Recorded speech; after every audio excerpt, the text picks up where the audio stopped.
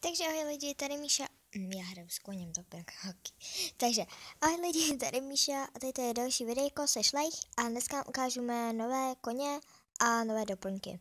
Takže můžeme začít rovnou tady tím panáčkem.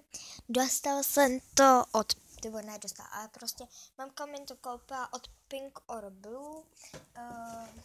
Mám od toho takovouhle krabici.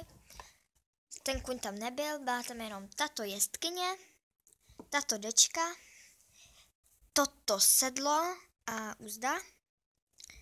A jo, to ne.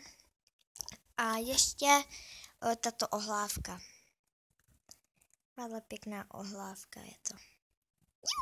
A dneska jsem ještě dostala toto nového poníka. Je to asi Shetland pony. Je to hřebec, teda a jmenuje se Jokey.